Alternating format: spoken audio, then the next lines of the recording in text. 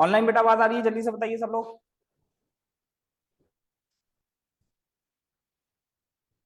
Yes sir.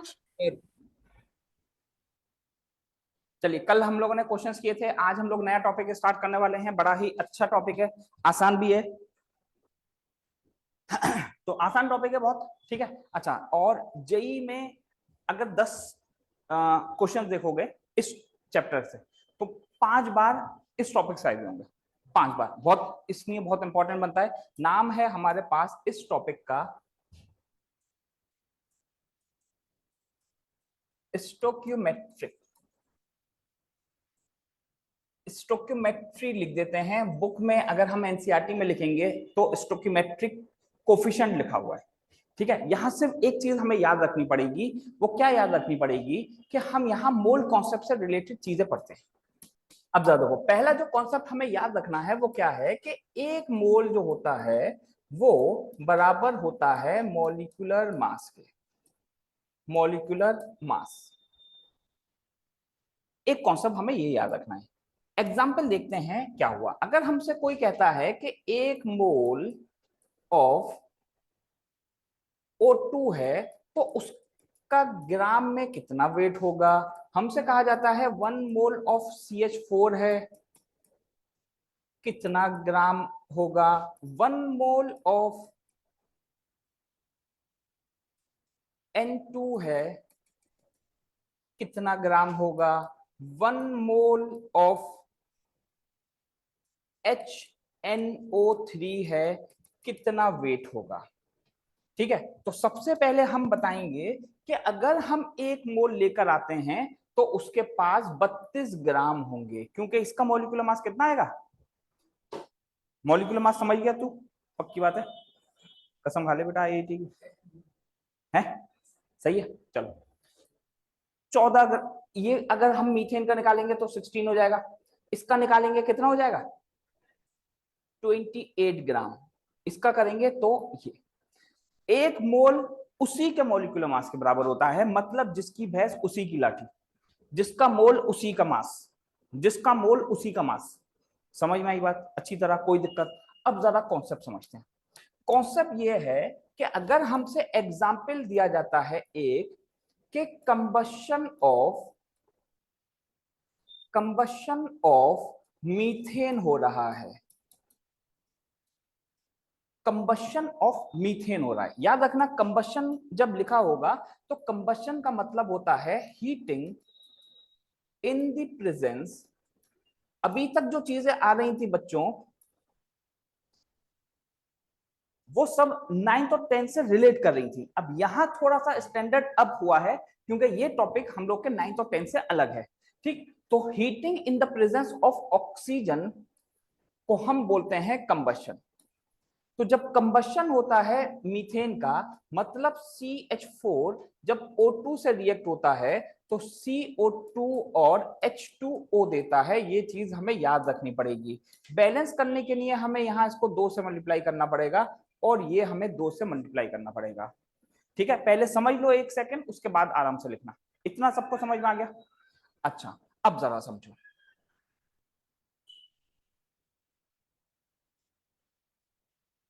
1 mole of CH4, जो यहां number लिखा रहता है उसको हम मोल बोल देते हैं। इसका कितना मोल है, 1 मोल है। तो 1 मोल जो CH4 है, उसकी वजह से हमें 2 चीजें मिल रही हैं। पहला मिल रहा है 1 मोल ऑफ CO2 और दूसरा मिल रहा है 2 moles of H2O। 1 mole CO2 मिल रहा है, लेकिन H2O का कितने मोल्स मिल रहे हैं, 2 मोल्स मिल रहे हैं। जब 1 मोल CH4 का कंबशन हो रहा है तो हमें ये 2 चीजें मिल रही हैं। सिमिलरली हम 2 मोल्स ऑफ O2 हमें 2 चीजें दे रहे हैं, 1 मोल ऑफ CO2 और 2 मोल्स ऑफ H2O। समझ में आई बात? अब इसको लिख लो, समझ के लिखना बेटा। कोई चीज समझ में नहीं आया तो पूछ लेना फौरन। सर ये 2 मोल्स ऑफ O2 वाला फिर से समझा दीजिए। इसको बैलेंस करना पड़ेगा ना बेटा, तो बैलेंस करने के लिए हम 2 मोल्स लिखेंगे, 2 मोल्स। 2 मोल्स की वजह से हमें ये 2 चीजें मिल रही हैं, 1 मोल की वजह से हमें ये मिल रहा है। अब जब हम लोग के पास न्यूमेरिकल आएगा तो जो चीज पूछी जाएगी उसके अकॉर्डिंग हमें इक्वेशन लगानी होगी। अभी जब क्वेश्चन करेंगे तो समझ में आ जाएगा, चलो क्वेश्चन करेंगे तो समझ में आएगा, बस ये कॉन्सेप्ट समझ में आना चाहिए यहां से। ठीक, अब जरा समझो, यहां से क्वेश्चन किया हमने,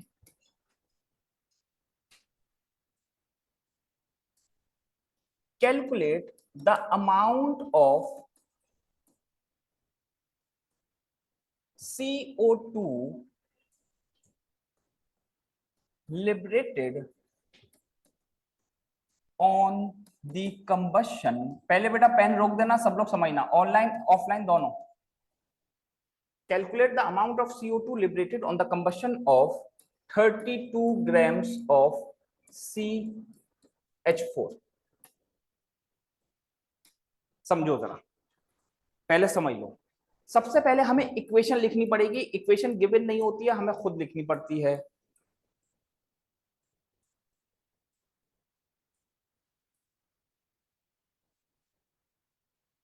अब हम यहां लिखेंगे, क्योंकि CO2 और CH4 का रिलेशन पूछा है, तो हम बोलेंगे कि 1 मोल ऑफ CH4 बराबर होता है 1 मोल ऑफ CO2।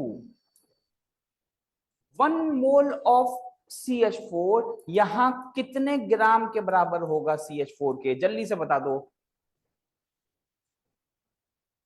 16 हो जाएगा, इज इक्वल टू, ये कितने बराबर हो जाएगा? 44 ग्राम of CO2।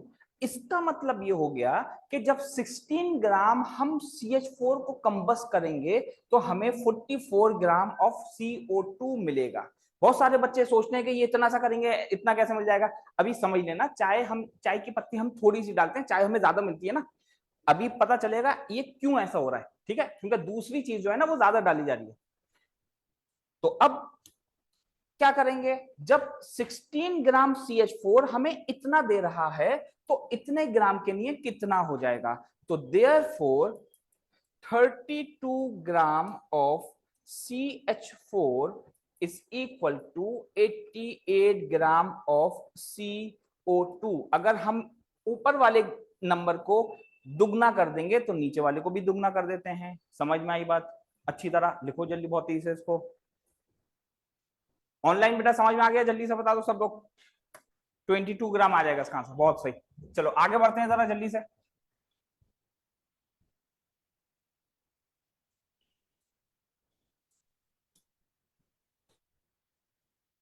Calculate amount of H2O liberated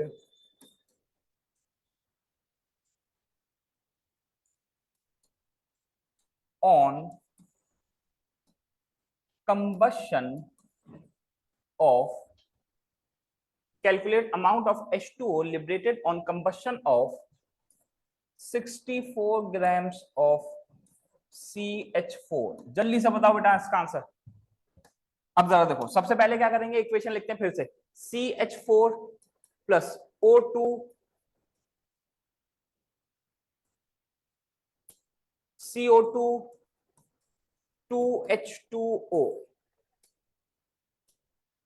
अब क्या लिखेंगे, 1 mole of CH4 is equal to 2 moles of H2O। 1 मोल उसका 2 मोल दे रहा है, ये कितना हो गया? 16 gram of CH4 is equal to, ये कितना हो जाएगा? 36 ग्राम्स ऑफ, 2 से मल्टीप्लाई करेंगे, पहले मोलिकुलर मास निकालेंगे इसका, 18 आएगा, उसको 2 से मल्टीप्लाई करना पड़ेगा। ठीक है, तो 36 ग्राम ऑफ H2O। अब कितने के लिए निकालना है? 64 के लिए। अगर किसी को ये समझ में नहीं आ रहा तो वो कुछ इस तरह से कर सकता है कि पहले 1 ग्राम ऑफ CH4 निकाल ले, is equal to 36 upon 16 gram of H2O। अब हमें कितने के लिए निकालना है, 64 के लिए निकालना है। तो फॉर 64 ग्राम ऑफ CH4, पहले 36 लिखेंगे, 16 लिखेंगे ग्राम ऑफ H2O, इंटू कर देंगे 64, इसको इससे कैंसिल करेंगे 4 आएगा, तो ये हो जाएगा हमारे पास 144 ग्राम ऑफ H2O। ठीक है, 128 बेटा, जल्दी से बताओ बेटा, बहुत तेज आंसर इसका। जो सबसे पहले बताएगा सबसे बड़ा क्रांतिकारी वही कहलाएगा। जल्दी से, 1 mole of CH4 is equal to 1 mole of CO2, तो 5 moles of CH4 is equal to, ये भी 5 moles हो जाएंगे ना, 5 moles of CO2। अब ये 5 moles तो ऐसे ही रहने देते हैं, इसको 5 into 1 mole of CO2 लिख सकते हैं। किसी भी चीज का 1 मोल उसी के मॉलिक्यूलर मास के बराबर होगा। इसका मॉलिक्यूलर मास कितना होता है, 44 ग्राम, तो 5 into 44, आंसर हो गया हमारे पास 220 ग्राम्स ऑफ CO2। ये हो गया हमारे पास 5 मोल्स ऑफ CH4। समझ में आ गया, अच्छी था, कोई दिक्कत। चलो अब दूसरा क्वेश्चन देखते हैं, इसी जैसा दूसरा क्वेश्चन। लिख लो उसको, लिख लो। बहुत अच्छे बेटा, शाबाश Yusuf. Calculate the amount of N2 required for the preparation of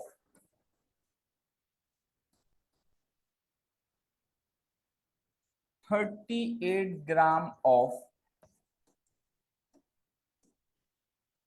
ammonia।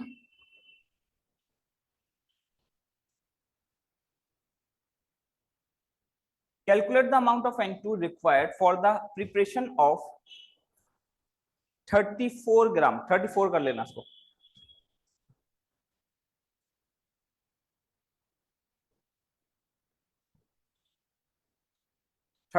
Gram of ammonia. अब जरा समझो क्या दिक्कत क्या होती है। दिक्कत ये होती है कि हमें अगर अमोनिया का फॉर्मूला नहीं याद है तो हमारे लिए बड़ी परेशानी हो जाएगी। तो सबसे पहले ये समझो कि नाइट्रोजन हमें देगा अमोनिया जिसका फॉर्मूला होता है NH3। अब नाइट्रोजन को मैं किस चीज से रिएक्ट करूंगा अमोनिया आ जाए, हाइड्रोजन से करें। हाइड्रोजन से जब करेंगे तो उसका मतलब H2 से करेंगे। हमें मिल गया, बैलेंस करने के लिए इसको 2 से मल्टीप्लाई करना पड़ेगा, तो इसको 3 से करना पड़ेगा। समझ में आई बात। अब बिल्कुल सेम तरीके से जो अभी हमने लिखा था उसमें हम ये लिखते हैं कि 1 मोल ऑफ N2, ये हमें क्या देगा, 2 मोल्स ऑफ NH3। दूसरी चीज 3 मोल्स ऑफ H2, ये क्या देंगे हमें, 2 मोल्स ऑफ NH3। समझ में आई बात। अब हमसे कहा जा रहा है कि हमें ये बनाने हैं 34 ग्राम। ठीक है, अभी हमें इसका इस्तेमाल नहीं करना है, इस इक्वेशन का इस्तेमाल हमें अभी नहीं करना। ठीक, क्योंकि अभी इसका यूज नहीं है, नॉट इन यूज, अभी नहीं है, याद रखना। हो सकता है यही पूछा जाएगा हाइड्रोजन कितनी चाहिए। अच्छा, तो अब 1 मोल जो होगा वो कितने के बराबर होगा, 28 gram of N2, 2 moles of NH3। इसका मॉलिक्यूलर मास कितना आएगा, 17, तो ये हो जाएगा 34 ग्राम ऑफ NH3। ठीक है, अब बहुत सारे बच्चे क्या सोचते हैं, ये मैं तुम लोगों को बड़ी अच्छी चीज बताने वाला हूं। बहुत सारे बच्चे ये सोचते हैं कि ये कैसे हो रहा है कि 28 ग्राम से 34 ग्राम बन रहा है। अब जरा समझो, ये 28 ग्राम है N2, ये 34 ग्राम है NH3। यहां कुछ ग्राम ऐड हो रहा है, उसके बाद ये बनेगा, कितना ग्राम है वो, 6, वो ये देगा इसका। देखो 3 को 2 से मल्टीप्लाई करेंगे कितना आएगा?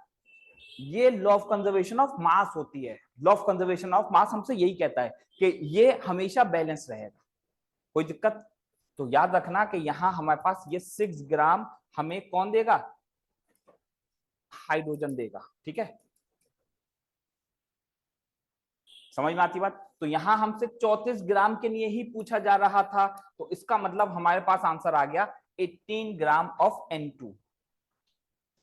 ऑनलाइन बेटा समझ में आ गया सबको? ये calculate amount of NH3 form by 18 gram of H2। जल्दी से करके दिखाओ, बहुत तेज से, दोनों करके दिखाओ बेटा जल्दी से। बहुत अच्छे बेटा, शाबाश। पहले वाले का आंसर कितना आ रहा है? 18। अभी चेक करते हैं जरा, तुम्हारा क्या है बेटा? यूसुफ फिर से चेक करो,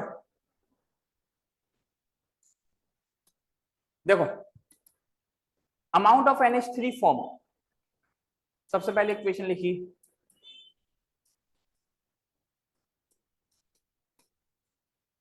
इसका मतलब ये हुआ कि 6 ग्राम H2 gives 34 ग्राम NH3, ठीक है, यही तो हुआ। अच्छा, अब 1 ग्राम H2 के लिए निकाल लेते हैं, तो 34/6 ग्राम NH3 कितने के लिए पूछा है? 18 के लिए पूछा है।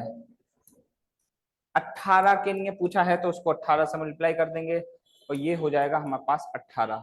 तो ये हो गया हमारे पास 3, तो ये हो गया हमारे पास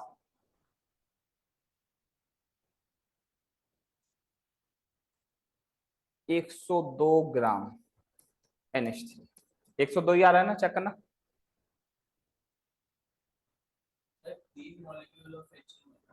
हाँ तो 3 molecule of H2 is equals to मतलब 3 molecule of H2 दे रहे हैं 34 ग्राम of NH3।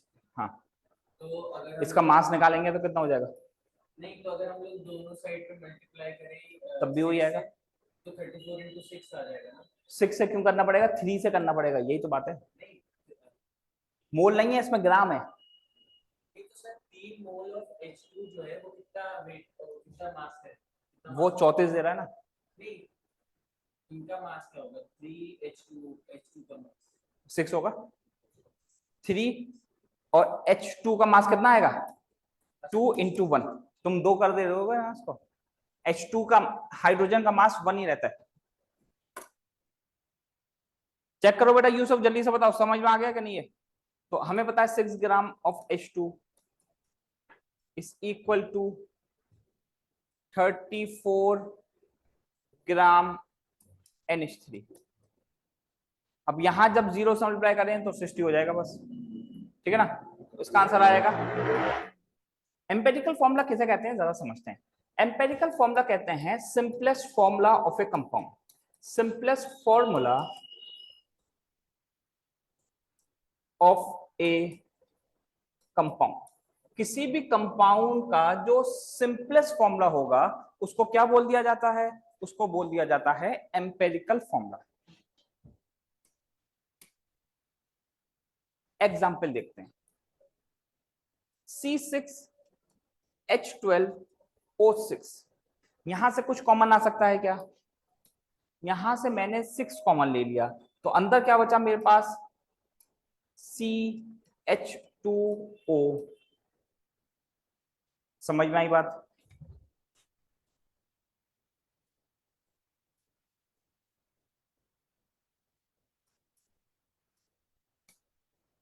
ये जो चीज होती है इसको हम बोलते हैं मॉलिक्यूलर फॉर्मूला। ये हमारा N है और इसको बोलते हैं एम्पिरिकल फॉर्मूला। इसका मतलब ये हो गया, इसका मतलब ये हो गया कि मॉलिक्यूलर फॉर्मूला जो होता है वो N इंटू एम्पेरिकल फॉर्मूला होता है। इस फॉर्मूले को आप लोग याद रखिएगा। समझ में आई बात? लिखिए इसको जल्दी से। अब जरा देखो, किसी भी चीज का हमें एम्पेरिकल फॉर्मूला निकालना होगा तो वो कैसे निकालते हैं। पहले एक चीज समझते हैं कि मान लीजिए कि हमसे कहा जाता है कि फॉर्मूला ऑफ एल्युमिनियम ऑक्साइड बताइए, तो हम बड़ी आसानी से बता सकते हैं Al2O3, ये बता देंगे।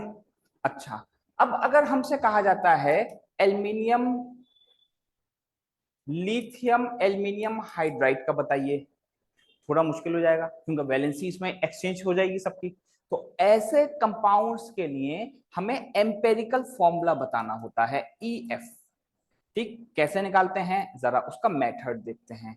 तो सबसे पहले क्या होता है कि हमारे पास मान लीजिए हमसे कहा जाता है कैलकुलेट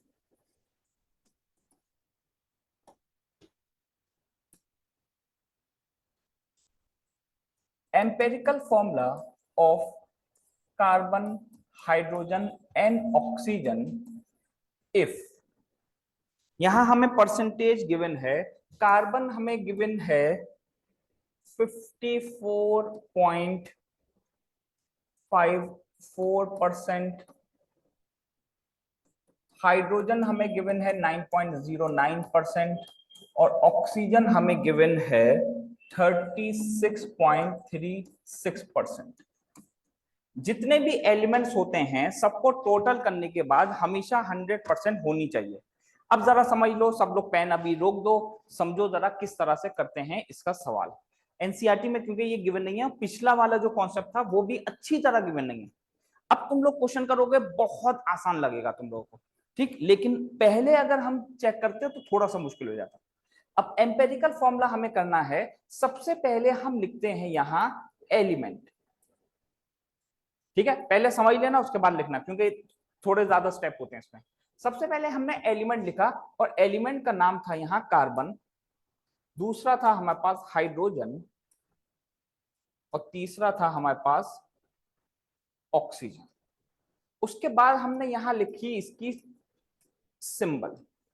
सिंबल में हमने देखा कि कार्बन हमारे पास है, इसका कार्बन का सिंबल ये है, हाइड्रोजन का ये है और ऑक्सीजन का ये। उसके बाद हम परसेंटेज लिखते हैं जो हमें परसेंटेज गिवन है। परसेंटेज कितनी है इसकी 54.54, इसकी कितनी है 9.09 और इसकी कितनी है 36.36। किसी को कोई दिक्कत? अच्छा, अब उसके बाद हमें करना है, हम मोल्स निकालते हैं। मोल्स निकालने के लिए हमें पता है फॉर्मूला होता है given mass upon molecular mass. तो गिवन मास हमारे पास ये है, गिवन मास हमारे पास ये है, गिवन मास हमारे पास ये है, अपॉन मॉलिक्यूलर मास इसका कितना होता है 16 होता है, 1 होता है और 12 होता है। कोई परेशानी किसी को?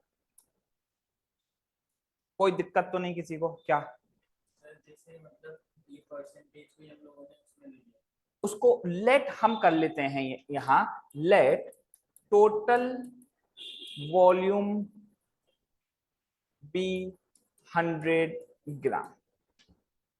टोटल वॉल्यूम, इसीलिए मैंने बोला हमेशा टोटल परसेंटेज हमारे पास कितनी होगी 100 होगी। ठीक है, पहले बेटा समझ लेना उसके बाद लिखना आराम से। अब हम इसको यहां सॉल्व करते हैं। जब हमने सॉल्व किया तो यहां आया हमारे पास 4.53, ये आ गया हमारे पास 9.09 और ये आ गया हमारे पास 2.27। ठीक, उसके बाद हम करते हैं यहां simple mole ratio. Simple mole ratio के लिए सबसे पहले हम ये जो हमारा वैल्यू है इसको लिख देते हैं,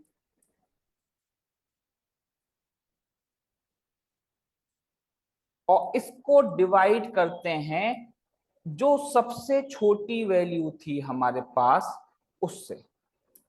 सबसे छोटी वैल्यू उन तीनों में कौन सी है? 2.27 से इसको डिवाइड किया, 2.27 से इसको डिवाइड किया, 2.27 से इसको डिवाइड किया, तो हमारे पास आया आंसर 241। इसका मतलब ये हो गया कि कार्बन हाइड्रोजन और ऑक्सीजन। कार्बन मेरे पास कितने हैं?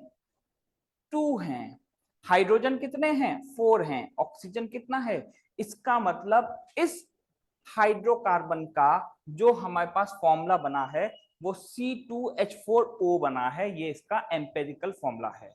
एनसीईआरटी में ये बहुत कॉम्प्लिकेटेड गिवन है, डेफिनेशन तक 5-6 लाइन में लिखी हुई है। ठीक है, तो इसको तुम लोग समझ लेना। अभी मैं फिर से बता दूंगा, पहले इसको लिख लो। ऑनलाइन बेटा समझ में आ गया सबको?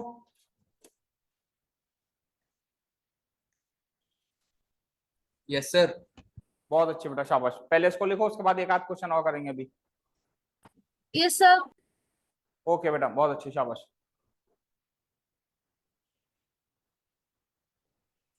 सिंपल होल नंबर, अगर ये पॉइंट में आता तो हमें इसको होल नंबर में बनाना पड़ता। ठीक है, मान लीजिए 2.1 होता तो 2 कर देते, 3.9 होता उसका 4 कर देते। अभी हो सकता है पॉइंट में आया, अगला क्वेश्चन जो आएगा पॉइंट में आएगा।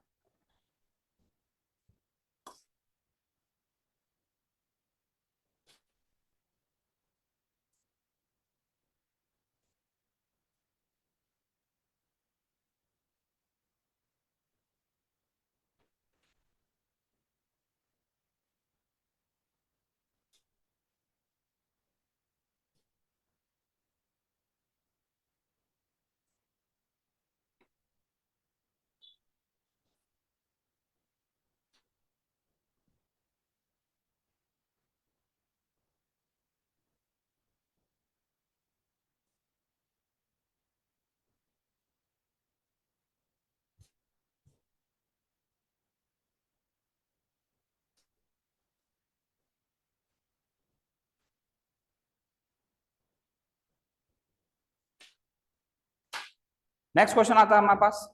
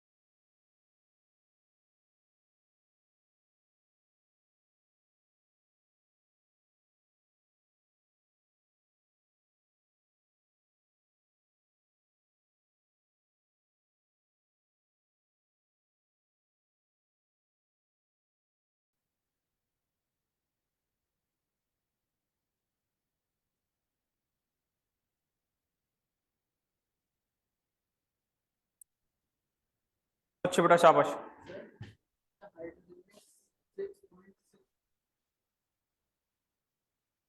6.6 का,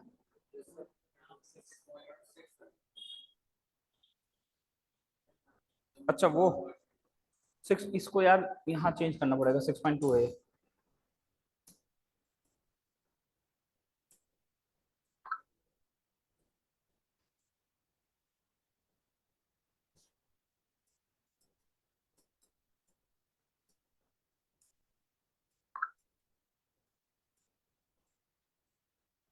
सबसे छोटा नंबर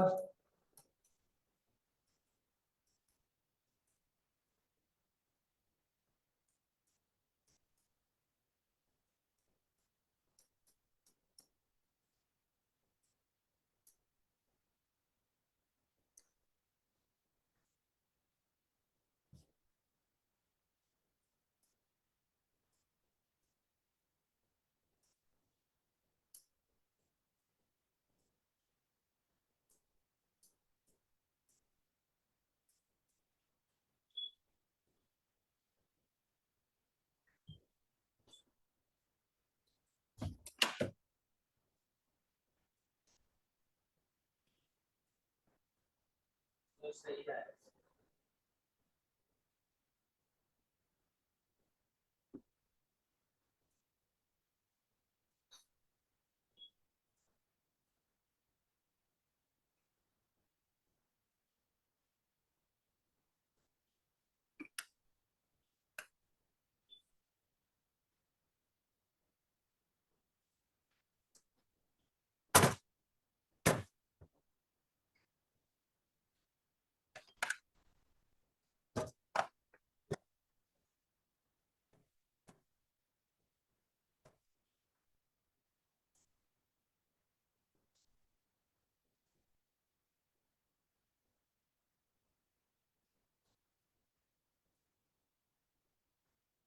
तो पीछे से वो बंद कर देना, एसी चल गया।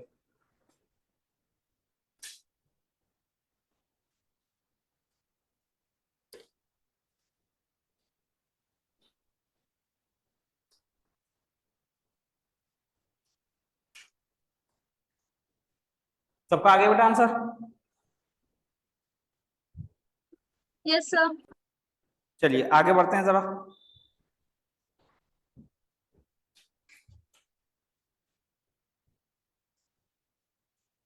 कैलकुलेशन इसमें थोड़ा ज्यादा होता है बेटा।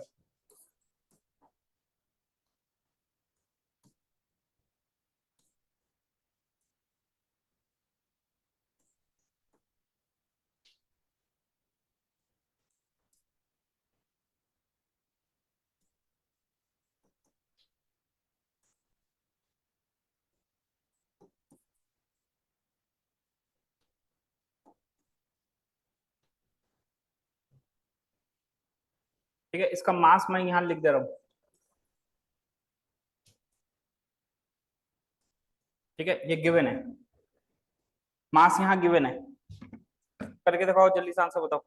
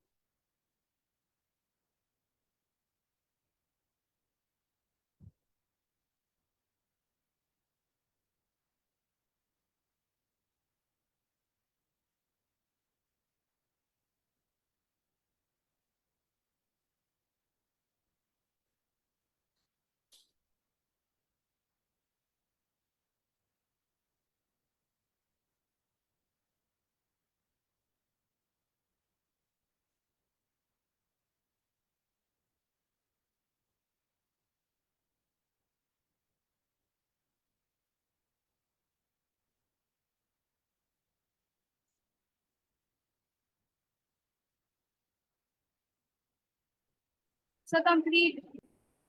बहुत अच्छे बेटा, शाबाश। 213, ठीक है।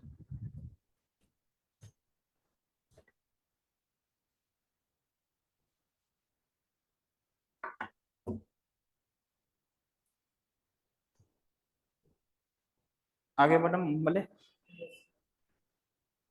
तेजस आ गया कि नहीं?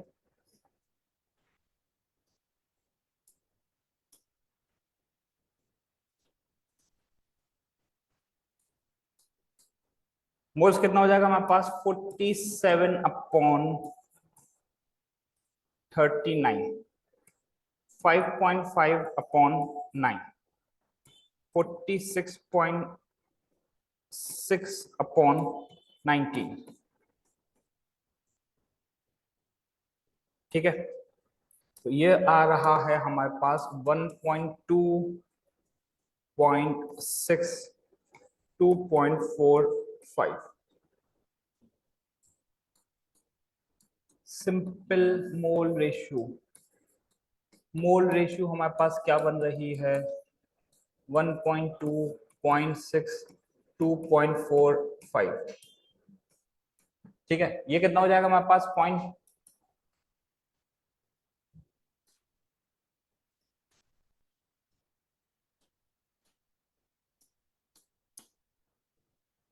2 हो गया,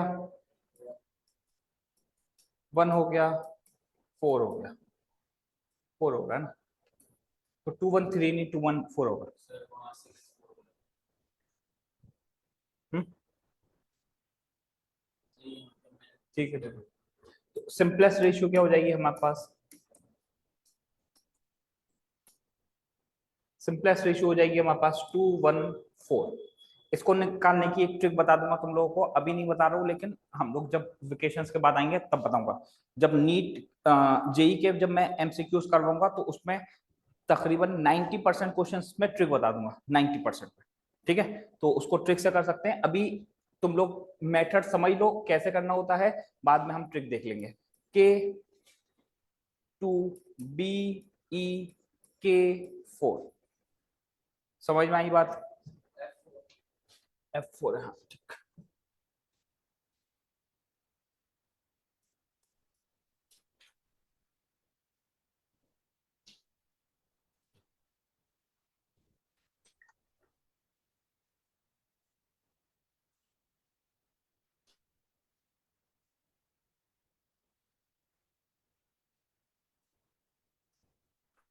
लास्ट क्वेश्चन देखते हैं।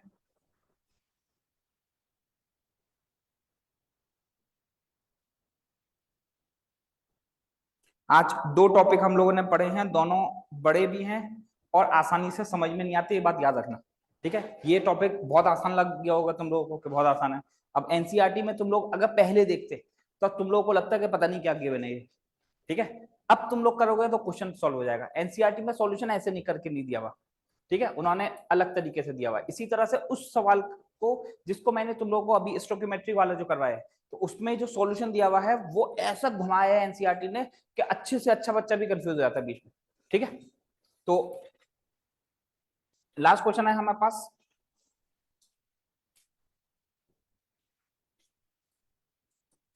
एलिमेंट हमारे पास है, मैग्नीशियम है, सल्फर है, ऑक्सीजन है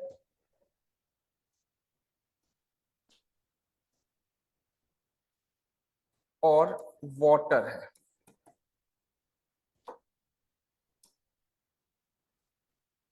परसेंटेज हमें गिवन है 9.76, 13.01, 26.01 और 51.22। करके देखिए बेटा जल्दी से इसको, देखो समझो जरा, एक चीज समझ लेना, बड़ा सही क्वेश्चन है ये, जेई ने दिया था काफी पहले इस सवाल को। ठीक है, क्या करना था, क्या करना है, मान लो हमारे पास H दिया होता, S दिया होता, O दिया होता और H2 दिया होता, तो जरा समझ लो कैसे फॉर्मूला कैसे निकलता है। पहले H2 लिखेंगे, फिर SO4 हो गया, देखो HSO4, उसके बाद ये H2O का कितने आएंगे, मान लो 3H2O, तो ऐसे करके लिखते हैं। समझ में आई बात? अब ये अलग अलग चीजें हैं जो कि हम लोग को अब रोजाना कुछ ना कुछ एक दो अलग चीजें भी पढ़नी होंगी। ठीक है, तो इसको भी हम इसी तरीके से करेंगे, जल्दी से करके दिखाओ बहुत तेजी से सब लोग।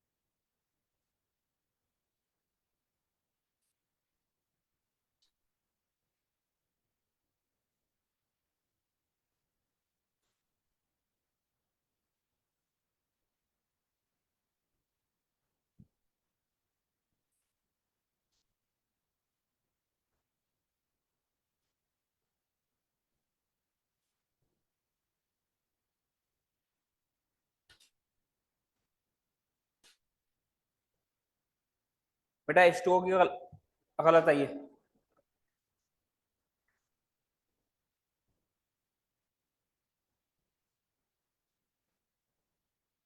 H2O की गलत आई है बेटा। सर 7 होगी। बहुत अच्छे बेटा, शाबाश।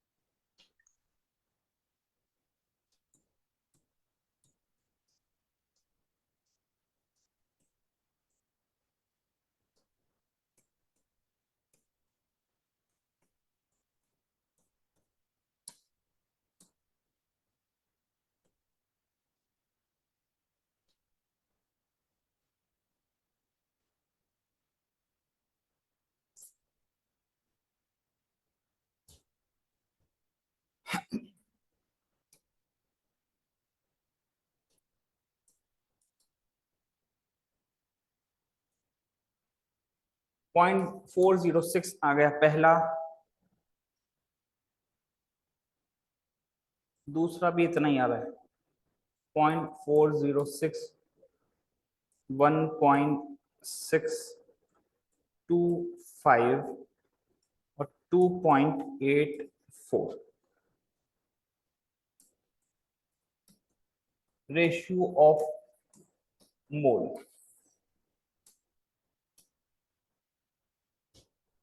पॉइंट 406, 0.406, 125, 284, 0.406, 0.406, 0.406, 0.406।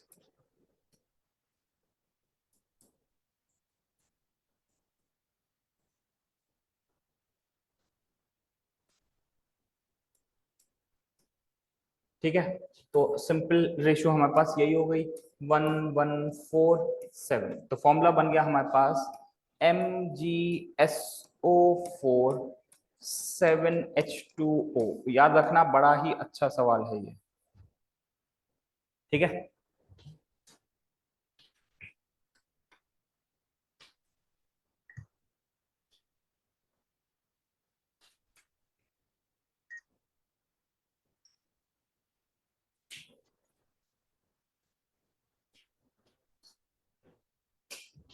जो चीज पुरानी कोई समझ में नहीं आई हो या आज जो पढ़ा है उसको पूछ लो। ठीक है, 5 दिन के लिए आप लाइव ज्वाइन कर सकते हैं, और बैच को अगर ज्वाइन करना है तो बैच को ज्वाइन करने के लिए आप डायरेक्ट हमसे जुड़ सकते हैं, क्योंकि 5 दिन पहले अगर कोई ज्वाइन कर रहा है थ्रू दिस डेमो चलते चलते तब तक ज्वाइन कर ले हो, तो उसको हम ऑलरेडी 5000 रुपीज का डिस्काउंट है ना, वन टाइम पेमेंट करने पे ऑफलाइन मोड में अगर ज्वाइन करता है तो, और 3000 रुपीज का डिस्काउंट अगर वो ऑनलाइन मोड में ज्वाइन करता है तो।